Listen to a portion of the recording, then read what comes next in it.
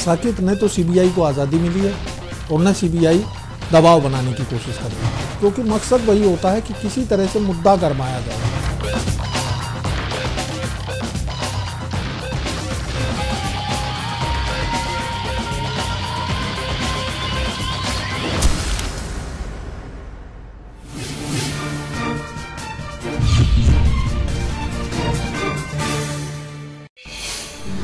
आपका एमएलए जनता के कटघरे में।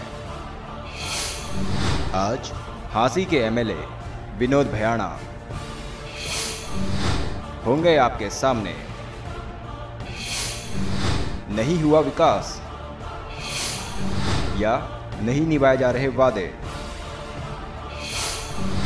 तो मिलाएं 011-4321-4321। करें अपने एमएलए से सीधे सवाल। आज शाम 7 बजे सिर्फ जनता टीवी पर।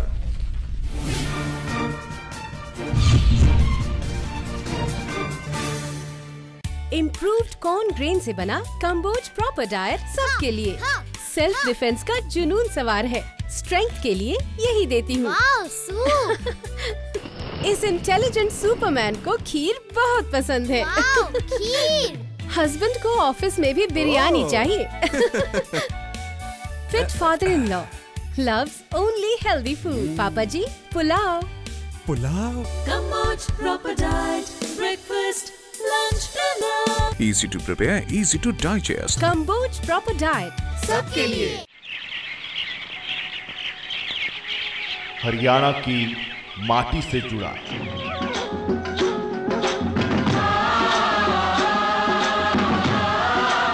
किसानों की सुनने वाला, किसानों की बोलने वाला, किसानों की आवाज सरकार तक पहुंचाने वाला,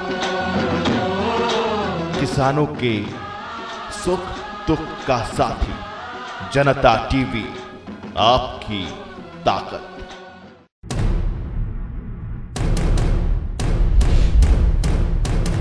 भ्रष्टाचार, अपराध, अन्याय, गरीबी और बेरोजगारी के खिलाफ उठाएं आवाज। नमस्कार, हमारा खास कार्यक्रम बोल जनता बोल। मैं हूं साकिब सुमन। मैं हूं पूजा यादव। मैं हूं आपके साथ जीनत सिद्दीकी। बेहद ही गंभीर सवाल के साथ सीधे सीधे आपसे जुड़ा हुआ है। आपकी जिंदगी से जुड़े हर मसले पर बोलने का देते हैं आपको मौका। स्वागत है आपका। मन से एक और ऐसा सवाल। आज हम आपसे यही जानने की कोशिश करें, एक बड़ा तजुर्बा रखते हो पार्टी का, ऐसे में आम जनता क्या सोच रही है। बनते हैं आपकी आवाज, आपकी ताकत। बनिए बोल जनता बोल का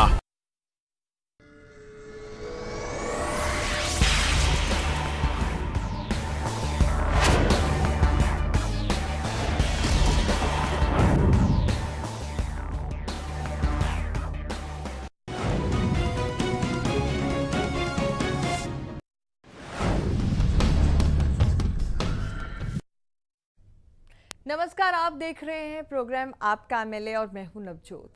कोशिश करते हैं इस कार्यक्रम में ये जानने की कि विधायक ने अपने पूरे कार्यकाल में अपने हलके में क्या क्या काम किए और लोग उनके इस काम से कितने संतुष्ट हैं, यानी कि जो वायदे उन्होंने किए थे क्या वो पूरे कर पाए हैं। और आपको मौका देते हैं अपने विधायक से सीधे सवाल करने का। इसी कड़ी में आपका एमएलए में आज हम बात करेंगे हिसार जिले के हांसी विधानसभा क्षेत्र की। आइए नजर डालते हैं इस हलके की एक खास रिपोर्ट पर।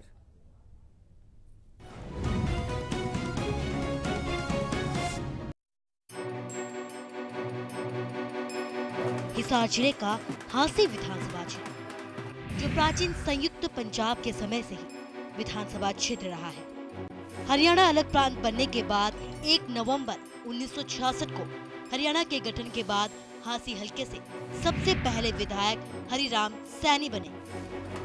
इस विधानसभा क्षेत्र में जाट आबादी ज्यादा है, लेकिन यहाँ से अब तक सिर्फ एक बार ही जाट नेता विधायक बन पाया है।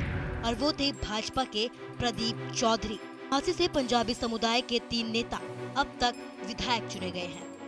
इनमें मौजूदा विधायक विनोद भयाणा भी पंजाबी समुदाय से ताल्लुक रखते हैं। आपको बता दें कि हलके में कुल 1,55,363 मतदाता हैं, जिसमें पुरुष मतदाता 84,841 है, महिला मतदाता 70,522 है। बहरहाल अब देखने वाली बात ये होगी कि आने वाले विधानसभा चुनाव में मतदाता कैसे हलके के समीकरणों में बदलाव लाते हैं। ब्यूरो रिपोर्ट, जनता टीवी। हांसी हलके की कमान इस वक्त विधायक विनोद भयाणा के हाथों में है। जानते हैं कि इनका राजनीतिक सफर किस तरह का रहा।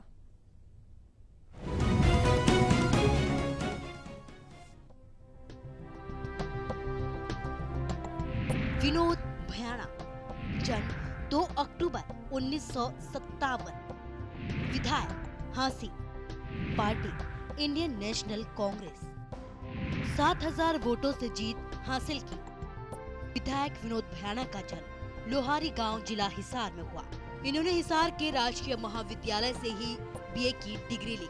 इनके राजनीतिक करियर की शुरुआत गांव लोहारी राघो सरपंच पद से ही शुरू हुआ। के बाद इन्होंने हांसी विधानसभा क्षेत्र से 1999 में कांग्रेस के प्रत्याशी के रूप में चुनाव लड़ा, जहां इन्हें हार का सामना करना पड़ा।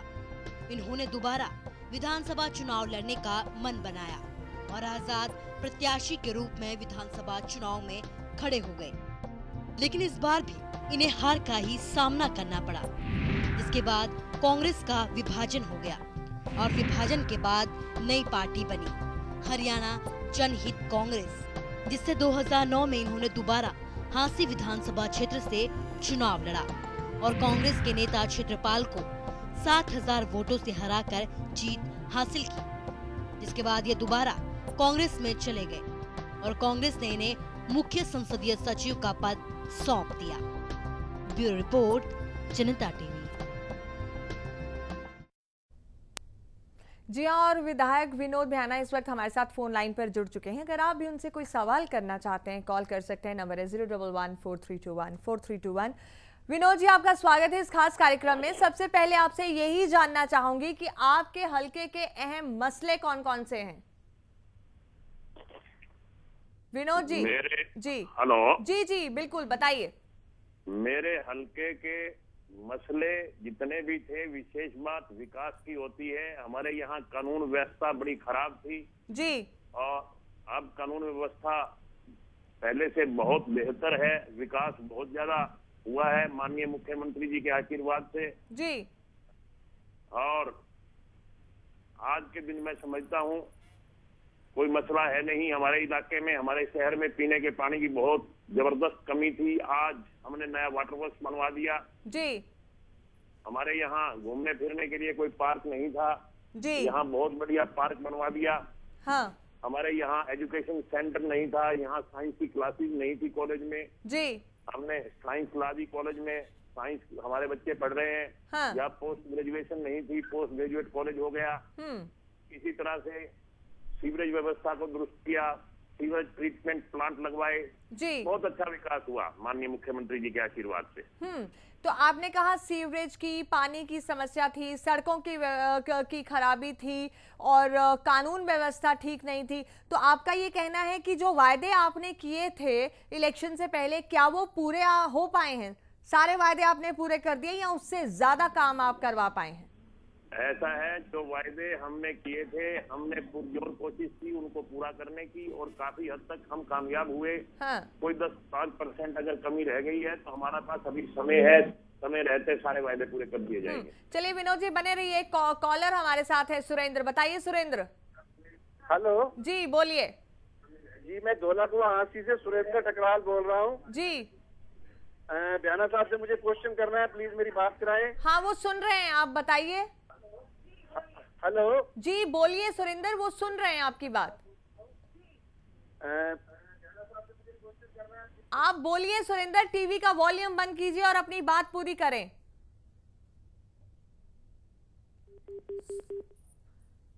चलिए हम अभी अपने सभी दर्शकों से कहते हैं कि जब भी आप हमें कॉल करें तो अपने टीवी का वॉल्यूम बंद कर दें, वरना आपकी बात जो है हम तक नहीं पहुंच पाएगी।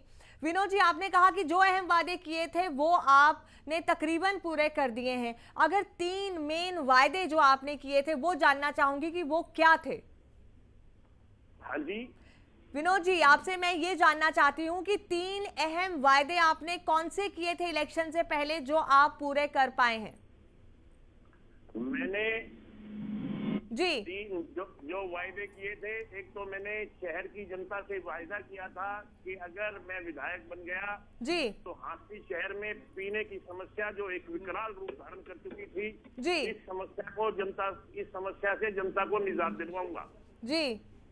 और वो उससे हमने वायदा पूरा कर दिया। हमारा जल घर बिल्कुल बन के तैयार हो गया जी। कभी भी 1-2 हफ्ता में उसका उद्घाटन करवा सकते हैं। इस हाँ। तरह से ये समस्या हमारी पूरी हो गई, हमारा वायदा पूरा हो गया। इसी तरह से हमने कहा था कि अगर मैं विधायक बन गया तो कानून व्यवस्था को बिल्कुल दुरुस्त करेंगे। मैं ये समझता हूँ कि हो सकता है कि कहीं कोई कमी रही हो, पीछे भी हमारा शहर बंद हुआ था जी कानून व्यवस्था को लेकर, मगर अगर आप क्राइम रेशो देखें पिछले 5-10 साल में और हमारे इन 3-4 साल में क्राइम काफी कम हुआ है। हाँ। और जो जिस कारण शहर बंद हुआ था वो भी हमने आज पुलिस को सख्ती से आदेश देकर वो सारा जितने भी क्रिमिनल थे पकड़े गए। और अब मैं समझता हूँ कि हमारे शहर में क्राइम भी बहुत कम हुआ है, कानून व्यवस्था भी दुरुस्त है। हाँ। इसी तरह से हमने कहा था कि हम हांसी से रोहतक को रेल लाइन से जोड़ेंगे। हाँ। और रोहतक से हांसी रेल लाइन के लिए भी माननीय रेल मंत्री और माननीय मुख्यमंत्री जी ने आके फाउंडेशन स्टोन रख दिया। हमारा ये वायदा भी हमने पूरा करके दिखाया। चलिए बहुत बेहतर विनोद जी, बने रहिए हमारे साथ। तो ये 3 मेन बातें जो यहाँ विनोद जी ने कही हैं, अगर आप उससे इत्तेफाक रखते हैं नहीं रखते हैं, आप भी हमें कॉल कर सकते हैं। सुरेंद्र हमारे साथ हैं, बताइए सुरेंद्र। हाँ जी बयाना साहब नमस्कार। बोलिए सुरेंद्र, वो सुन रहे हैं आपकी बात। मैं धौलाकुआं हांसी से सुरेंद्र ठकराल बोल रहा हूँ। हाँ। मेरा एक बयाना साहब से क्वेश्चन है, जब ये विधानसभा का इलेक्शन लड़ रहे थे हाँ। इन्होंने शहर वासियों से वायदा किया था कि वो शहर में जो गुंडागर्दी हो रही है उससे शहर वासियों को छुटकारा दिलवाएंगे। बट वो तो कहते हैं कि उन्होंने कानून व्यवस्था काफी ठीक की है, आप इस बात से इत्तेफाक रखते हैं? सहमत नहीं है, शहर की हालत अच्छी नहीं है। मैं उनसे अनुरोध करूंगा कि वो इसके बारे में क्या कर रहे हैं, क्या करना चाहते हैं। जनता बहुत परेशान। जी चलिए जानते हैं। विनोद जी, यहाँ ये जो कॉलर हमारे साथ जुड़े थे सुरेंद्र, उनका कहना है कि कानून व्यवस्था अभी भी शहर की ठीक नहीं है और लोग परेशान हैं गुंडागर्दी से, क्या कहेंगे आप? मैं यही बता रहा था कि पिछले 3-4 साल में क्राइम रेट बहुत कम हुआ है। पीछे 2-4 गुंडे बदमाशों ने धमकियां दी, वो हमने मुलजिम पकड़ लिए जी। और किसी किस्म का किसी को डर भय खौफ नहीं है जी। आज पिछले अगर हम तुलना करें तो क्राइम रेट बहुत कम हुआ है और कानून व्यवस्था दुरुस्त है।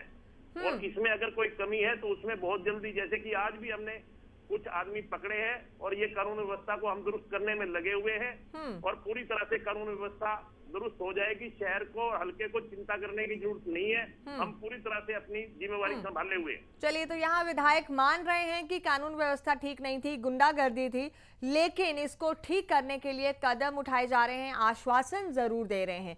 सुरेश हमारे साथ हैं, बताइए सुरेश। हेलो जी बोलिए।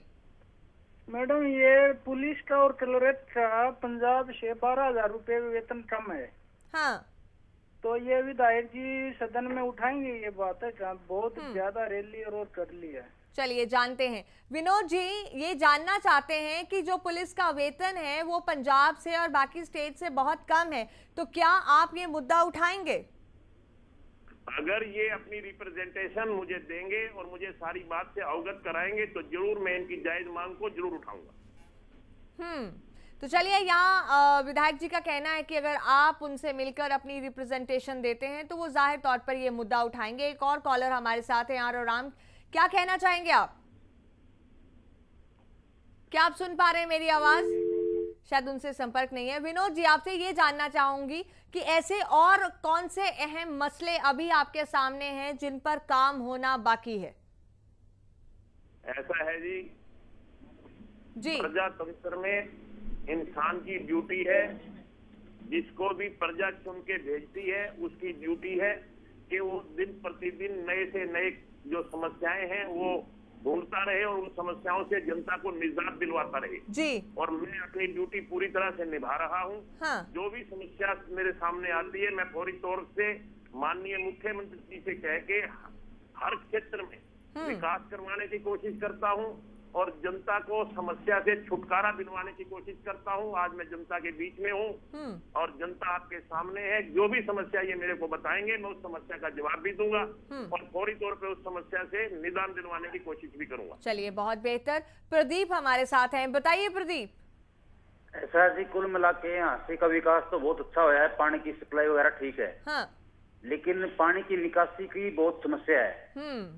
अभी मेन रोड हाईवे है जो शांति निकेतन के आसपास में लगभग 8-10 महीने से लगातार जल भराव है। हाँ। उस कारण उसका समाधान नहीं हो पा रहा है। काफी दिन से हाईवे का काम है, करोड़ों लोग वहां से टपते हैं लेकिन वो नजर नहीं आ रहा किसी को भी। ये बहुत तगड़ी समस्या है हमारे लिए। चलिए जानते हैं विनोद जी, यहाँ इनका ये कहना है कि काम तो हांसी में काफी हुए हैं विकास के, पानी का भी जो काम आप बता रहे हैं वो हुआ है, लेकिन पानी की निकासी का काम नहीं हो रहा है जिससे लोग काफी परेशान हैं।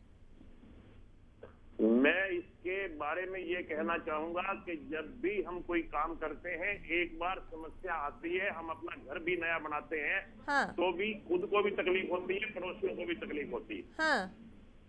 और ये बात सही है, हमने पानी की निकासी के इंतजाम किए हैं। जब पानी की निकासी के इंतजाम करेंगे तो कुदरती तौर पे सड़कें खोदनी पड़ेंगी, पाइप डालने पड़ेंगे और उसमें थोड़ी बहुत तकलीफ भी पब्लिक को झेलनी पड़ती है और हम मुस्तैदी से लगे हुए हैं और पानी की निकासी का काम बहुत हद तक पूरा कर लिया।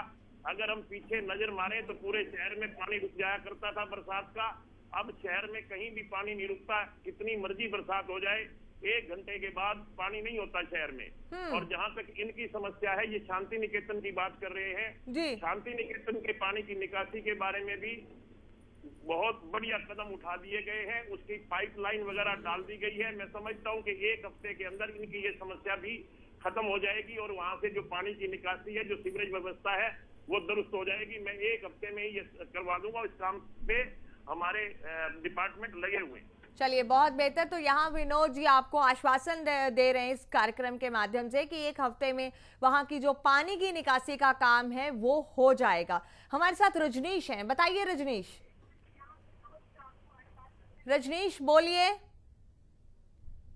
रजनीश, आप सुन पा रहे हैं मुझे? रजनीश, आप हमारे साथ लाइन पर हैं? शायद उनसे हमारा संपर्क नहीं है। विनोद जी, आपसे ये जानना चाहूंगी कि और ऐसे कौन से अहम काम हैं जो आप के जो पाइपलाइन में हैं, जो प्रोजेक्ट्स हैं जो आप अभी पूरा करना चाह रहे हैं अपने हलके में? मैं सबसे पहले आपको ये बताना चाहता हूँ कि जैसे ही हमने वाटर वर्क्स नया बनवाया है, उसके पीने के पानी की लाइनें पूरे शहर में डाल रहे हैं और उनको डालने में जो सड़कें टूट गई, हमारी सड़कें खोदनी पड़ी। सबसे पहली प्रायोरिटी पे मैं उन सड़कों को ठीक करवाऊंगा और पूरे शहर में ऐसे रास्ते बनवाऊंगा माननीय मुख्यमंत्री जी से स्पेशल बजट लेके, ताकि जो हमारी टूट फूट हुई है शहर में पानी की व्यवस्था ठीक करने के लिए और सीवरेज की व्यवस्था ठीक करने के लिए उन सारी सड़कों को सबसे पहले बनवाना बड़ा जरूरी है। ये मेरी अहम प्रायोरिटी है। और इसी तरह से गांव में भी जहां पीने के पानी की कमी थी, हमने पीने के पानी की कमी को दूर किया है। वहां भी हमने हर गांव में, मैं समझता हूं कि पिछले 30 साल में, लोग मुंह से बोलते हैं कि पिछले 30 साल में इतना विकास हमारे गाँव में नहीं हुआ था, जो 3-4 साल में हुआ है। चलिए, बहुत बेहतर। तो यहाँ विनोद जी का कहना है कि सबसे बड़ी प्रायोरिटी उनकी इस वक्त है कि जो सड़कें टूटी हुई हैं, जिनको खोदा गया काम करने के लिए, उनकी रिपेयर करवानी है। हमारे साथ एक और कॉलर हैं। जी बताइए। हेलो जी बोलिए। हाँ जी मैम, नमस्कार। आपने ये जो मुहिम छेड़ी है ये बहुत सही किया है, लोगों को और एमएलए को एक साथ जोड़ने का। शुक्रिया राहुल। बताइए। और मैम मैं ये बताना, हाँ जी मेरे 2 क्वेश्चन है। मैं ये पूछना चाहता हूँ कि इन्होंने हज का क्यों छोड़ के कांग्रेस में आए? क्वेश्चन तो मेरा ये है। लोगों ने इनको हज के लिए वोट दिए थे, इन्होंने कांग्रेस में आए। और मेरा ये है कि हांसी क्राइम सिटी से कब फ्री होगा? फ्री क्राइम सिटी कब बनेगा? चलिए जानते हैं। विनोद जी, यहाँ राहुल के 2 सवाल हैं आपके लिए। पहला कि हाँसी क्राइम फ्री सिटी कब होगा, और दूसरा आपका पार्टी बदलने के पीछे मकसद क्या था? मैं एक बार सवाल दोबारा सुनना चाहूंगा जी, आपकी आवाज अच्छी तरह समझ में नहीं आई है। जी विनोद जी, राहुल यहाँ पूछना चाहते हैं कि हाँसी क्राइम फ्री सिटी कब होगा, और दूसरा आपने जो पार्टी बदली थी उसके पीछे मकसद क्या था? मैं राहुल जी से ये पूछना चाहता हूँ कि पिछले 3 साल में कोई छुटमुट चोरी वोरी की घटना को छोड़ के ऐसा कौन सा बड़ा क्राइम हुआ है? कोई शैतान आदमी किसी के घर चिट्ठी लिख के फेंक जाए या टेलीफोन पे धमकी दे दे कि इतने रुपए पहुंचा दे, और इसके अलावा कोई ऐसा कोई क्राइम नहीं हुआ। अगर पिछले 4 साल से पहले देखें तो यहाँ हर 2 महीने में मर्डर होते थे, गोलियां चलती थी, बाजार बंद होते थे और लोग दहशत के साए में जी रहे थे। अब 3 साल में मैं समझता हूँ कि क्राइम में रेशो में बड़ी कमी आई है। फिर भी क्राइम एक बुरी बात है और इस क्राइम को पूरी तरह से 100% रोकने में हम लगे हुए हैं। आज भी कुछ मुलजिमात पकड़े गए हैं जो पुलिस की गिरफ्त में है, जिन्होंने परसों धमकी दी थी। आज पुलिस ने गिरफ्तार कर लिए और अगली बहुत जल्दी हम इस शहर को क्राइम मुक्त करेंगे। अगला सवाल है इनका कि मैं हजका छोड़ के कांग्रेस में क्यों आया। मैं आपके माध्यम से इनको बताना चाहता हूं कि मैंने अकेले ने हजका नहीं छोड़ी, 6 के 6 विधायक हजका का विलय कांग्रेस में करने वाले थे, मगर लास्ट मूवमेंट पे कुलदीप बिश्नोई ने अपना फैसला बदल दिया और वो अकेले रह गए और 5 विधायक, मैं अकेला नहीं, 5 विधायक हजका के कांग्रेस में शामिल हो गए। और उसका कारण ये था कि कांग्रेस के हक में हरियाणा की जनता ने फैसला दिया था और 90 में से 40 विधायक कांग्रेस के बने थे। हमने भी यही सोचा कि हमारे इलाके के अगर विकास करवाना है, क्योंकि हरियाणा की जनता का फैसला कांग्रेस के हक में है, तो हमें भी कांग्रेस में अपनी पार्टी को मर्ज कर देना चाहिए। चलिए, बहुत बेहतर विनोद जी अपनी बात रखने के लिए। हमारे साथ एक और कॉलर हैं, RK मदारू जी, बताइए, आप सुन पा रहे हैं हमें? हाँ नमस्कार जी। नमस्कार, बताइए। मैं RK नांगरू बोल रहा हूँ हिसार से जी। जी बताइए नागरू जी। सबसे पहले बाणा साहब को नमस्कार जी। जी बताएं। मतलब ये 80 से विधायक है, 80 में तो विकास किया है, साथ में इन्होंने एक रेल रैली करके और 80 से और दिल्ली तक का जो रेल मार्ग का इन्होंने वो करवाई है, अनुशंसा कराई है केंद्र सरकार के रेलवे मंत्री से। इनका धन्यवाद करते हैं और इनसे। चलिए, बहुत बेहतर। तो यहाँ ये धन्यवाद कर रहे हैं अपने विधायक का कि उन्होंने विकास के काम किए हैं। अब वक्त है ये जानने का कि इनके हलके की जनता इनके बारे में क्या सोचती है। आइए वो भी सुन लेते हैं।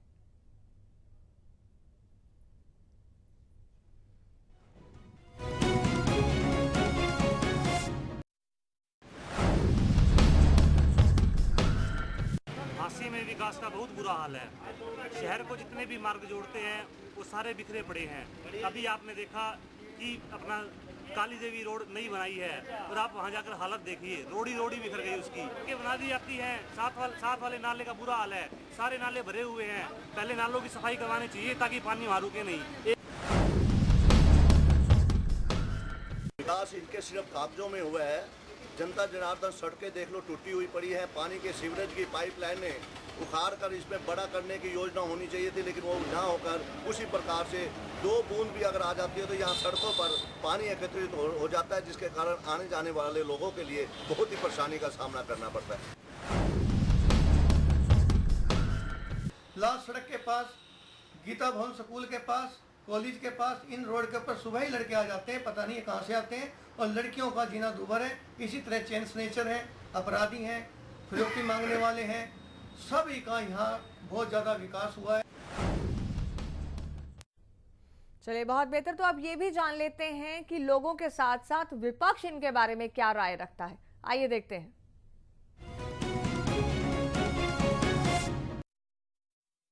तो पैसा सुनने में बहुत आया है, लेकिन धरातल पे वो पैसा किस प्रकार से लग रहा है और उसका किस प्रकार से व्यक्तिगत जेबों में जा रहा है, ये हाँसी की जनता की आंखों के आगे है सारा का सारा। काली देवी रोड इस बात का प्रमाण है कि वो सड़क तोड़कर, पुख्ता सड़क को तोड़कर दोबारा उसी मटेरियल को रिसाइकल करके जो डलवाया गया, स्थान स्थान पे सीवर खुले पड़े हैं, कोई भी डेवलपमेंट का काम धरातल पे नज़र नहीं आ रहा, जिसमें एक रेल और सड़क का, रेल के लिए जो फाउंडेशन स्टोन रखा गया है वो फाउंडेशन स्टोन सिर्फ कहने को लोगों को आने वाले चुनाव के लिए आई वाश करने के लिए रखा गया। अभी तक तो ज़मीन एक्वायर नहीं हुई, कानून व्यवस्था का तो जनाजा। जी हाँ, तो विपक्ष का मानना है कि विकास के काम सिर्फ दिखावे के लिए हुए हैं। बहरहाल जानते हैं कि विनोद जी का इसके बारे में क्या कहना है, लेकिन सुनील हमारे साथ जुड़े हैं, उनकी बात भी सुन लेते हैं। बताइए सुनील, क्या कहना है आपका? सुनील बोलिए। सुनील, आप हमारे साथ लाइन पर हैं? हाँ जी, हाँ जी, बोलिए, क्या कहना है? राणा साहब को मेरा नमस्कार जी। जी बताइए। जी, हमारे गांव में ये बिजली की बहुत समस्या जी, ये तार नीचे आए हुए जी, पोलों में बहुत कमी है। किस चीज की समस्या है सुनील? ये बिजली के तार जी, बिजली के तार, बिजली के तारों की समस्या है। चलिए, कौन सा गांव है आपका? सुनील हमारे साथ इस वक्त लाइन पर नहीं है। विनोद जी, आपसे जानना चाहेंगे सबसे पहले तो ये कि जो कॉलर हमारे साथ जुड़े थे उन्होंने कहा कि बिजली की जो तारें जगह जगह हैं उनकी बड़ी समस्या है, पहला ये, और दूसरा आपके के हल्के के जो कुछ लोग हैं वो पानी की निकासी की समस्या के बारे में बात कर रहे हैं। नाले जो हैं वो भरे पड़े हैं, उनमें गंदगी है, ये कहा जाता है, क्या कहेंगे आप? मैं पहले ही बता चुका हूं आपको कि जो भी हम काम करवाएंगे उसमें एक बार समस्या आती है जी। बड़ी तेजी से काम चल रहा है और आने वाले समय में पानी की निकासी जो हमारे शहर में एक बहुत बड़ी मुसीबत बनी हुई थी, उससे छुटकारा दिलवा दिया। यहाँ कई सड़कों पे बरसात के सीजन में 4-4 दिन तक पानी खड़ा रहता था। अब अगर आप बरसात के सीजन में देखेंगे तो कोई भी सड़क ऐसी नहीं है जिसमें 1 घंटे के बाद आपको एक बूंद भी पानी नजर आए। रही बात सीवरेज की व्यवस्था, मैंने कहा कि सीवरेज की व्यवस्था के लिए हमने एक अच्छा मोटा पैकेज लिया है माननीय हिसाब से, और उस पे काम चल रहा है। कई कॉलोनियों में काम हो चुका, कई कॉलोनियों में काम चल रहा है। हो सकता है ये भाई जो हमारे कह रहे हैं कि सीवरेज व्यवस्था दुरुस्त नहीं है, पानी की निकासी दुरुस्त नहीं है, हो सकता है इनके इलाके में अभी काम चल रहा हो या अभी स्टार्ट होना हो। बहुत जल्दी पूरे शहर को इस समस्या से निजात दिलवाएंगे। चलिए, और इन्होंने बिजली की तारों की समस्या के बारे में भी जानना चाहा था, उसके बारे में क्या कहना चाहेंगे? ये अपना गांव बताएं, कौन से गांव में ये समस्या है। मैं फौरी तौर से, क्योंकि बिजली का विभाग मेरे पास ही है, मैं फौरी तौर पे आदेश देकर इनकी समस्या को दूर करूंगा। चलिए, बेहतर। विनोद जी का यहाँ पर आपको आश्वासन है कि अगर आपके गांव में बिजली की तारों की समस्या है और आपको परेशानी हो रही है, आप उनसे मिलें और वो फौरन इस काम के लिए कदम उठाएंगे और ये जो समस्या है उससे आपको निजात मिलेगी। एक और कॉलर हमारे साथ जुड़े हुए हैं। जी सुशील, नरेश जी, आप सुन पा रहे हैं हमें? हाँ जी। जी बोलिए नरेश, क्या कहना है आपका? हमारे सबको राम राम जी। जी बताइए, आगे क्या पूछना चाहेंगे? सर जी, हेलो। हाँ बोलिए नरेश, बोलिए। शायद नरेश से हमारा संपर्क नहीं है, वक्त की कमी है। विनोद जी, चलते चलते आपसे ये जानना चाहूंगी, प्रायोरिटीज तो आपने बता दी थी, क्या अपने पूरे कार्यकाल में जितने आप काम कर पाए हैं, क्या आपको लगता है कि लोग आपके काम से संतुष्ट हैं? एक बार फिर से चुनाव आने वाले हैं, क्या है मुद्दे लेकर लोगों के पास जाएंगे आप? ऐसा है, मेरा सबसे बड़ा मुद्दा विकास है। मैं आज भी जनता के बीच में ये कहता हूँ कि विकास के मामले में पिछले 30 साल का विकास देख लें और इन 4 साल का विकास देख लें, हम 4 साल के विकास में 3 साल के विकास से भारी पड़ते हैं। यही एक सबसे बड़ा मुद्दा है जिसको लेकर हम जनता के बीच में जाएंगे और जनता निश्चित रूप से इस बात को स्वीकार करेगी और स्वीकार करते हुए हमारा साथ देगी। चलिए, बेहद शुक्रिया हमारे इस कार्यक्रम में शामिल होने के लिए विनोद जी। अब वक्त हो चला है ये जानने का कि विधायक के वायदे क्या कहते हैं, जनता की राय क्या बोलती है और जनता टीवी का सर्वे इनके बारे में क्या कहता है।